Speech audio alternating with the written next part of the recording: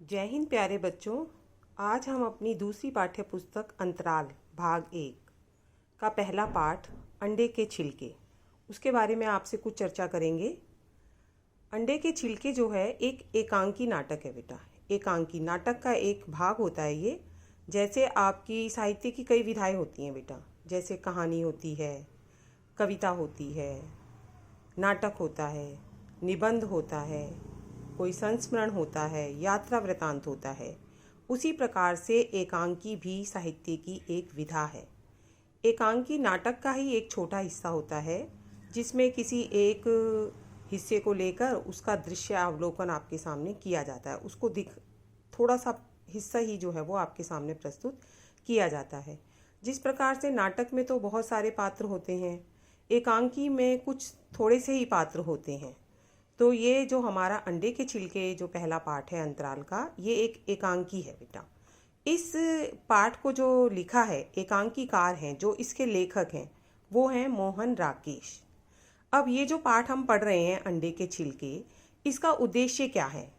इस पाठ का उद्देश्य क्या है? इससे हमें क्या समझ में आता है, क्या सीख लेनी चाहिए, क्यों हम ये पाठ पढ़ रहे हैं? तो इस जो एकांकी का उद्देश्य है वो आधुनिक समाज की दिखावे की संस्कृति और समाज की विकृति को प्रस्तुत करना, कि आजकल का जो हमारा आधुनिक समाज है वो कैसे दिखावे की प्रवृत्ति की ओर बढ़ रहा है। ये प्रवृत्ति जो है वो हमारे समाज के लिए सही नहीं है। तो इस एकांकी के द्वारा इसे प्रस्तुत करना, परंपरागत और आधुनिकता के द्वंद्व को उभारना। पुराने समय के लोग जो हैं वो अपनी रीति रिवाजों को चलाते हैं और आधुनिक लोग उनका विरोध करते हैं। तो उनके आपस के बीच के जो द्वंद्व है उसको इसके द्वारा उजागर किया गया है। विद्यार्थियों को संदेश देना कि वह अपने बनावटीपन को नहीं, यथार्थ को महत्व दें। मतलब छात्रों को ये भी सिखाना है इस नाटक, इस एकांकी का उद्देश्य, कि छात्र जो हैं वो बनावटीपन को छोड़कर यथार्थ को, असलियत को महत्व दें। परिवार में एकता व आत्मीयता को बनाए रखने के लिए सदस्यों द्वारा एक दूसरे की भावनाओं का सम्मान करना। ये एक संयुक्त परिवार की कहानी है। इस परिवार के जो सभी सदस्य हैं वो परिवार की एकता को बनाए रखने के लिए एक दूसरे के विचारों को और भावनाओं को जो है वो सम्मान देते हैं। ये इसका उद्देश्य है। अब इस नाटक में धूम्रपान जैसी बुराइयों के प्रति जागरूकता लाना, कि धूम्रपान जो है हमारी सेहत के लिए हानिकारक होता है। ये इस एकांकी के उद्देश्य हैं बेटा। इसके बाद आ जाते हैं हम एकांकी की कहानी पर। इस एकांकी में 6 पात्र हैं। सबसे पहला पात्र है जमुना देवी, जो इस एकांकी की परिवार की सबसे बड़ी महिला हैं। जमुना देवी, जिन्हें परिवार के सभी लोग अम्मा जी कहकर पुकारते हैं। उनके 3 बेटे हैं।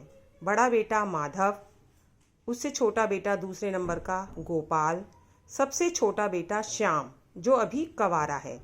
माधव और गोपाल की शादी हो चुकी है। माधव की पत्नी है राधा जो उनकी बड़ी बहू है। दूसरी बहू है उनकी वीणा जो कि गोपाल की पत्नी है। अब इस एकांकी में होता क्या है कि बारिश का मौसम है, बारिश आ रही है। तभी शाम जो है वो आता है और अपनी भाभी से कहता है कि भाभी बारिश हो रही है, चलो कुछ चाय वाय बना लो और मैं बाज़ार से जाके समोसे वगैरह कुछ ले आता हूँ। तो भाभी कहती है समोसे लाओगे या कुछ और भी लेकर आओगे? तो कहता बताओ भाभी और क्या ले आऊँ? तो कहती है अंडे ले आओ। तो श्याम कहता भाभी कैसी बातें कर रही हो, हम तो शाकाहारी हैं, अंडे नहीं खाते हैं। तो कह रही है मुझे मत समझाओ, आप मुझे पता है कि आप छुप छुप के अपने कमरे में अंडे खाते हैं। वो कहता भाभी आपको कैसे पता? कि हाँ मुझे पता है कि तुम जो है सुबह अंडे जो है वो दूध में मिलाकर खाते हो।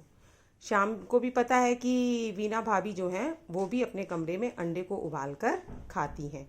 इसके लिए वीणा ने एक स्टोव खरीदा है, इलेक्ट्रिक स्टोव, जो उसने अपने कमरे में रखा है, और एक फ्राइंग पैन भी ले रखा है जिसमें वो अंडों को उबाल कर खाती है। अम्मा जो हैं वो शाकाहारी हैं, वो पसंद नहीं करती कि उनके परिवार में अंडे खाए जाएं।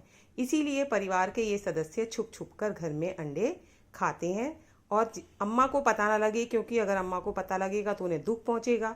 इसलिए ये लोग ये अंडे छुप कर खाते हैं। उनकी जो बहू है, दूसरी बहू राधा, जो कि माधव की पत्नी है, बड़ी बहू, वो भी अपने कमरे में छुपकर चंद्रकांता, हिंदी साहित्य की कुछ किताबें, नाटक, उपन्यास इत्यादि पढ़ती है। वो छुप छुप कर पढ़ती है। क्यों पढ़ती है? क्योंकि अम्मा चाहती हैं कि घर में केवल रामायण, महाभारत जैसी केवल धार्मिक पुस्तकें ही घर में पढ़ी जाएं। ये बात भी जो है वीना को पता लगती है कि मेरी जिठानी जो है छुप छुप कर ये किताबें पढ़ती हैं, जबकि वो किताबें कोई ख़राब नहीं है बेटा, वो अच्छी कहानियाँ हैं, वो सस्पेंस रहस्यमयी कहानियाँ हैं, उनको पढ़ने में कोई बुराई नहीं है। लेकिन अम्मा चाहती हैं कि घर में कुछ और ना पढ़ा जाए, केवल धार्मिक पुस्तकें ही पढ़ी जाएं। ये सब कार्य जो हैं वो अम्मा से छुप कर किए जाते हैं। तो यही है कि भाई अम्मा क्योंकि परंपरागत रूढ़िवादी विचारों की हैं और ये लोग आधुनिक विचारों के हैं।